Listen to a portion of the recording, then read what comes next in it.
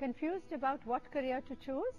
Not quite sure if the range of study and work options compatible with your personality, aptitude and interests? Welcome to Career Café, where we give you a ringside view of an exciting career opportunity each week.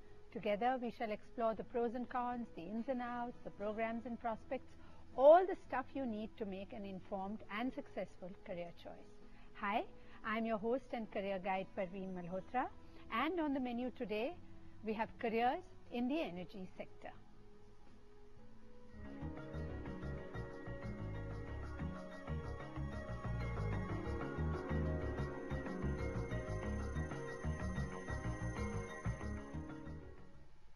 Much like the blood or oxygen in our bodies, energy is the lifeline of our very existence on this planet. Without it, we'd be quite literally plunged into the dark ages. As a consequence, efficiently producing or harnessing energy and its distribution is the cornerstone for the advancement of any economy. Add to this concerns regarding the environment, an unprecedented surge in demand, and the career prospects in this energy sector are, well, electric. Energy is a huge multifaceted sector comprising not only of generation and distribution, but also the discovery, extraction and processing of fuels and other sources of energy. And to tell us all about this interesting career, we have with us Dr. Parag Diwan, the founder, Vice Chancellor, University of Petroleum and Energy Studies, UPES. Prior to this, he was the Dean and Director of All India Management Association, IMA. A highly acclaimed energy sector professional, Dr. Diwan has been instrumental in developing several domain-specific institutions in energy. He's authored and edited over 50 books, 250 technical and research papers, and many multimedia-based learning modules. A master's in chemical engineering and a doctorate in business administration, Dr. Diwan has also worked as a research associate for NASA. Welcome to Career Café, Dr. Diwan. What a pleasure. You must have tons of energy, no, to have done so much work. Absolutely. Energy is required to run good institutions as well. Absolutely. So tell us, I mean, when we talk of the energy sector, what all does it comprise of? Well, energy sector is, a very large segment, and different people have different conceptions about it depending on what they see or what they feel or what they touch. But if we look into the continuum of energy, at the core is what we call oil and gas sector. Okay. In oil and gas sector also you start with exploring oil, discovering oil, which is called the crude oil, and which comes out of the Mother Earth as formation of geological formations over many, many billions of years. Once you extract oil or the crude oil, you need to refine it for use in day-to-day life.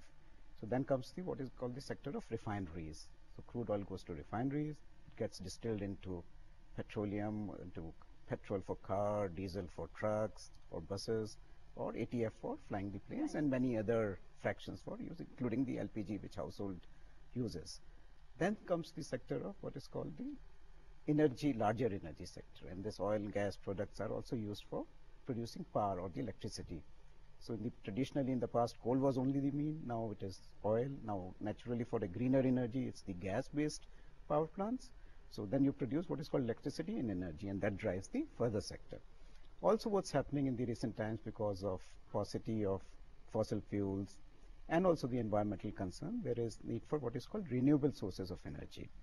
And that is what comes through sun, through wind. So we have now huge solar farms coming up to produce solar energy, windmills to have wind energy, and many other ways like geothermal in the hill areas, or coastal energy or tidal energy. So there are many forms of alternative energy which are renewable. So why is it called sustainable energy? Because it does not get ended. So as long as sun lives, you can sustain. As long wind blows, you can sustain it. But the coal is going to end some point in time, if not in our generation, maybe generation of our grandchildren or thereabouts. But wind and sun, as long as the earth exists, will continue to flow and shine. So that's why it's called sustainable or renewable, that it self-renews every. Then there's another aspect of energy which is called the nuclear energy. That's right. Harnessing the power of atoms and rare earths, and have fission reactions which will produce heat, and heat then runs the generation systems. So that's in nutshell you can say, and then each has its own opportunities for career. So now a young person, as somebody who's done science, physics, chemistry, maths, for instance, at the school level, and he's looking at doing an engineering course in the energy sector. Yes. So how should he be looking at courses? What sort of courses should he be looking at? Broad spectrum or specific? Well, there was a time, and as you introduced yourself about me, I was a chemical engineer, is a chemical engineer. Yes. But then only I became really productive to work for those oil and gas industry companies. But today what the proposition is, and there is time is of really paramount importance.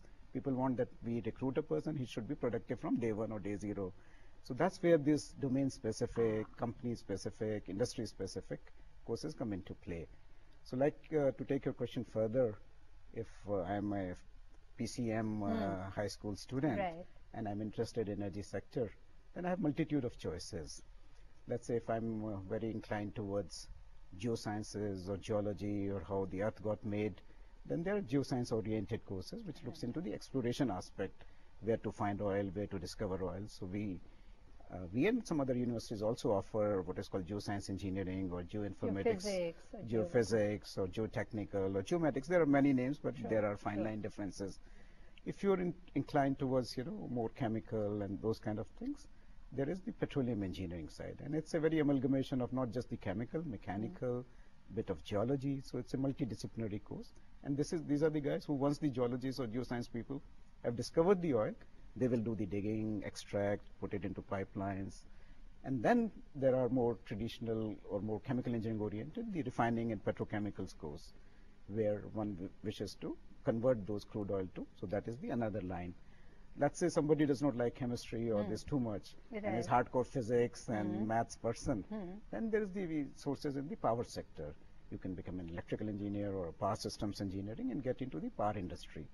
So that's another. Or now these days there are branches, or at least at the master's level there are courses which is specializes in energy systems, which look into energy conservation, production of energy through renewable sources, energy audits. So this is a multidisciplinary course. You can come from BTech in chemical, and then take the masters, which is multidisciplinary masters, and then gets you into larger sustainable, renewable energy career. So when it comes to the energy, industry recruiting candidates, do they prefer those who've done their specializations at the master's level, or are they okay with BTech? Well, depends on what kind of industry. Let's say if it's a normal discovery, production, manufacturing, operations, then a BTech qualification is generally okay. But if you get into more specialized, let's say there are some certain courses that our university offers, which are we call super specialized at a master's level. That's a pipeline engineering. This country is building a lot of pipelines, east, west, north, south, gas pipelines, crude pipelines, heated pipelines. So there was a discipline need for pipeline engineers. This did not exist before.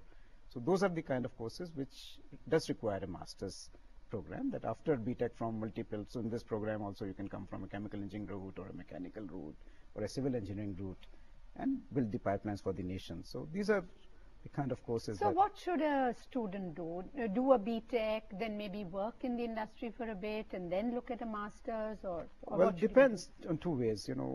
The route which you are suggesting, let's say he works in the industry and then comes for a master's degree, that is more amenable for a business degree. Okay. Let's say there are an MBA, there are options certain options that we and some of our other fellow universities offer, which is the oil and gas MBA or a power sector MBA or a aviation sector MBA. So you work after undergrad degree for a couple of years, come back to the stream, get a more business and economics study put in, and become at a commercial or a higher order, get into some of the strategic thinking skills or business development skills and move your career on a faster track. But MTech can be done both ways. Today also, if you look into our student base, some of them have come straight after their BTech. Some of them even, we have a very curious mix of certain students who go to Gulf, work 2-3 years, come back, get a super specialized degree from us and go to much higher level. So with a master's degree in a super specialized field of petroleum exploration or pipeline or health safety environmental engineering, they go back to Gulf region or the other and maybe double up their salary. So that is the power of some of the specialized degrees that we have on offer. So is most of the work outdoors? Not really, actually. That's a very interesting phenomenon. in the past it was, rough and tough. Yes. That you got to climb derricks and have a hammer and sickle in hand. Right. But of late it has also become technologically oriented. And more so, most oil and gas, now we have a very interesting challenge that some students says we want to go core, we don't want to go non-core. The definition of core and non-core is vanishing. Core was that you work directly for oil and gas. Right. In this world of outsourcing, even the biggest 5 companies in the world, which are the Chevrons and Exxon Mobils of this world, have outsourced work to our Infosys, our Wipro, our L&T IT, and huge number, and it's all work which is being processed, and a lot of data gets processed on computers, analyzed, cuts and sliced, design happens.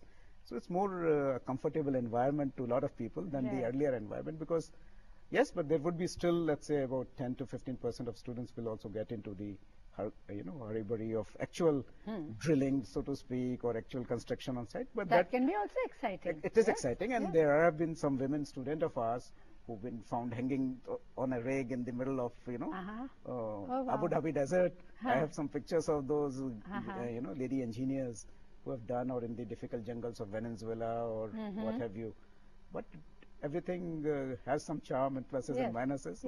And also some point in time after you have done a hardcore field work, you can come back and then look into more a desk bound or a computer. So is there a lot of R&D work also happening? R&D work also happens in 2-3 areas. One is, today, as they say, low-hanging fruits are gone. So earlier it was easier to, in US or some of the, or even in Saudi Arabia, you dig a thing and oil will come out. That doesn't happen. Right. And what oil is left behind is very deep within the earth or under the sea, high seas, where it is what is called high temperature, high pressure environment. And it's not easy to take this off. So a lot of technologies are being developed how to harness this, difficult to find, difficult to extract crude oil. And so there is a huge amount of research. And also the older fields, when they are depleting, how to take out more, which is called enhanced oil recovery. And these are the areas which are, interesting amount of research work is happening in that. We'll take a short break here, but when we return, we'll continue our discussion on careers in the energy sector.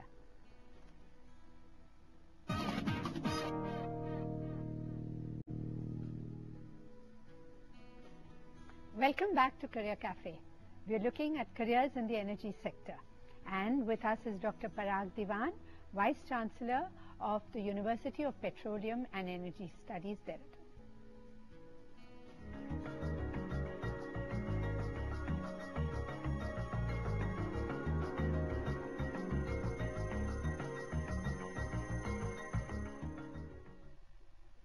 So, Dr. Diwan, once you've graduated in energy studies, then what sort of companies would hire you? Okay, as we, when we discussed earlier, I told you various dimensions of energy sector. So on one side, there are companies which are known as exploration companies or exploration and production companies. In India, they are ONGC or Oil India Limited. And then there are many Western companies, and also Reliance Industries now have a, or Kane Energy. So these guys are looking for primarily petroleum engineers or geoscience engineers who will discover oil, extract oil, or do the drilling and production aspects. So those are the on-field kind of jobs. So that is one set of careers. Similarly, these companies themselves or their outsourced companies who will do the analysis work, so geodata analysis, well-log data analysis, prediction or design of oil fields or platforms. These are done by what is called companies like L&T or Engineers India or Flo Daniel or Bechtel. So even these companies. So these companies also recruit, and Punch Lloyd for that matter, who are the service providers or contracting companies to large oil and gas. So these are another. And then there are ITS companies like Wipros and TCS and you name it. Each of them have what they call energy and utilities work vertical. So these comprises of largely people with training in energy sector, and students should not confuse that these are the coders or programmers. That's a different branch altogether. Of course, they recruit them also by the tons, but these people are taken as what is called domain specialists, which will help these programmers or developers to develop software or analytical tools for. So that's one set. Then there are refining companies like Bharat Petroleum or Indian Oil Corporation, one of the largest, or Reliance Industries of huge refineries, and SR and many others who will take them as refinery engineers to run, operate their refineries, again on the production function or in the function of design, process design, catalyst development, many other areas.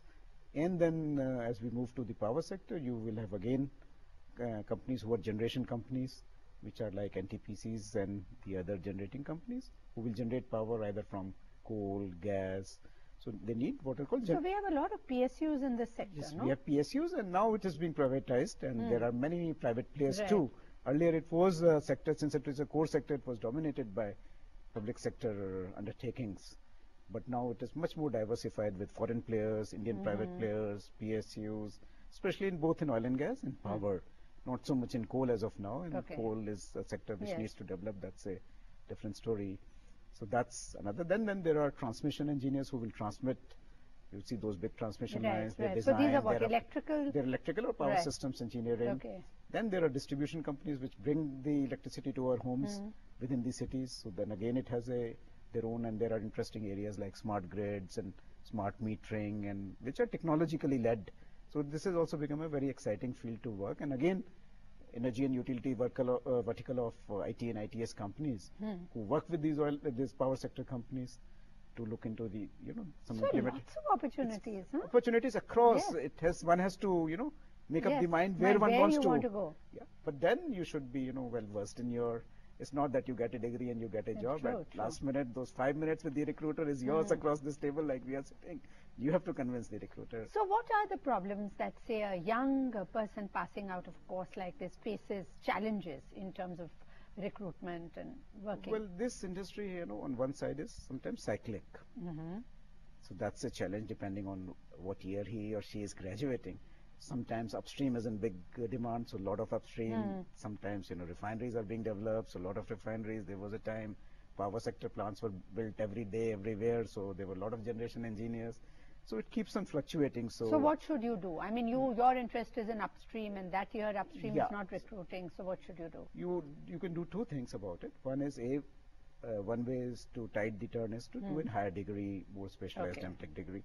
Then there is also some research options, which national, international, which may not be a full job, but it is a job to look into some of the interesting aspects of a particular project, which may be project based. So you tide that wave during that, right. and that's how Yeah, internationally it that's is also interesting, done. yes.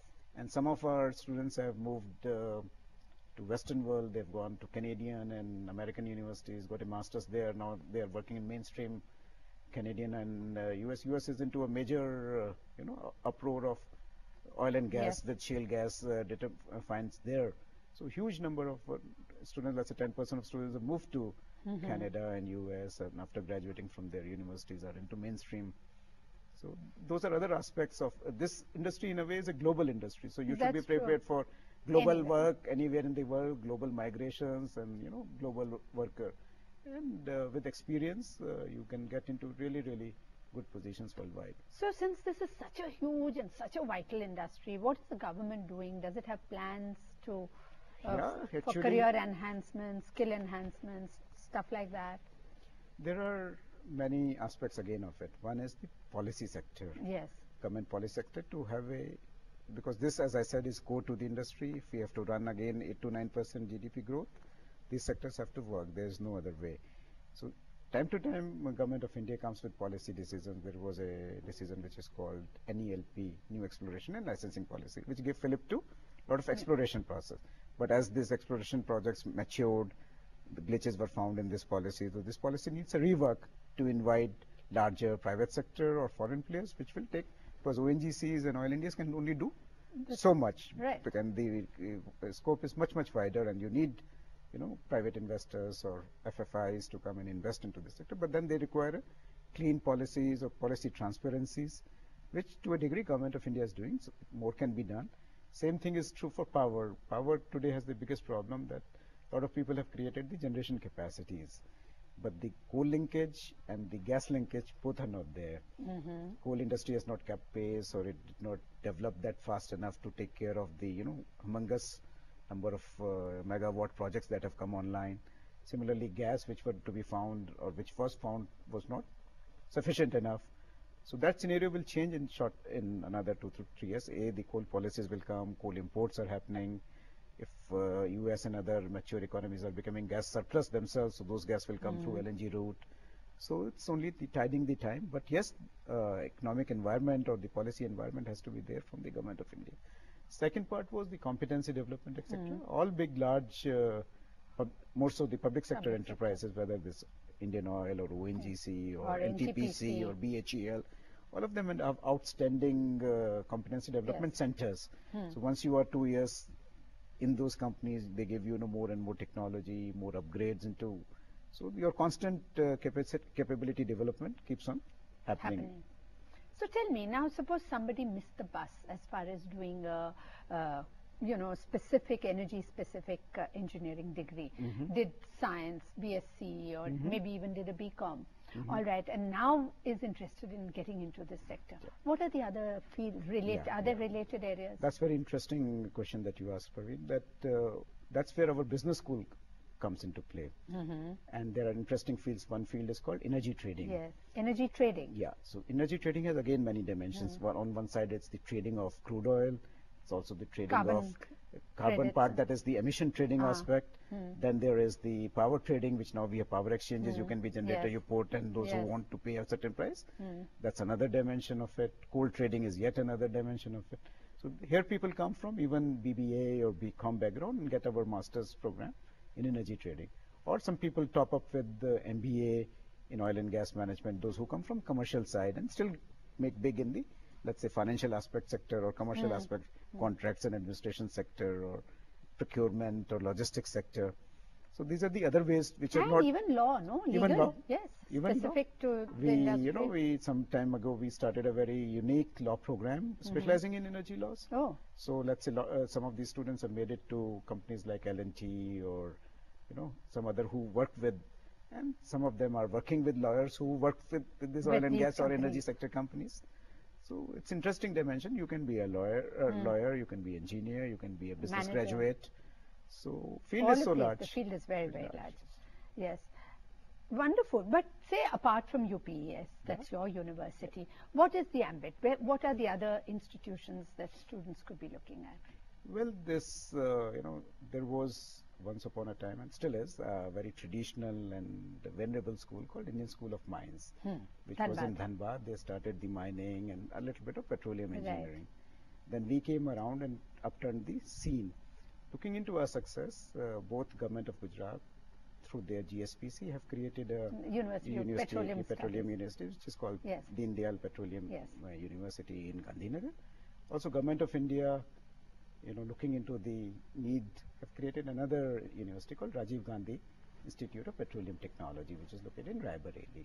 So these two universities, us and the ISM, are the large providers of oil and gas, or largely oil and gas. It's only us who've diversified or encompassed the entire energy sector in straddling all the contours of energy sector. But these are the other good options within the country one can take. And then there are North American and the Canadian universities. If one has the affordability or one has the... So is that an advantage if somebody does his bachelor's here and then goes abroad? Do companies look at you favorably? Yeah, definitely. But it also opens up global opportunities. Yes, naturally. And some of people have even gone with our degrees globally. So it's not necessary that you have to go. It's the experience that counts. After that, some of our students work very well with some of the international companies. Those companies place them in their global locations. So that's another way to move globally in this industry. So tell me, what is your parting advice to people looking at this sector? I would say that this sector is bound to grow. There is no way. There may be occasional glitches, but this sector is what drives the nation and drives the economy. And come, join this sector, partake it. And young people should start looking and exploring these options while they're still in school, Absolutely. Instead of sort of opting for this as a default option because computers nahi mila, electronics nahi mila. No, you're right, but we do a huge amount of what we call school contact programs. So we visit every year maybe 1,000 schools across the country to enlighten them in their 11th and 12th class that these are also options which are very interesting and viable options. Oh, wonderful, wonderful. Thank you so much for coming to All Career Cafe. Really, I'm really enjoyed the show. Oh, wonderful. And with that, we wrap up today's show here. Next week, we will look at yet another exciting career. Till then, keep us, do send us your feedback on Career Café, ls@gmail.com.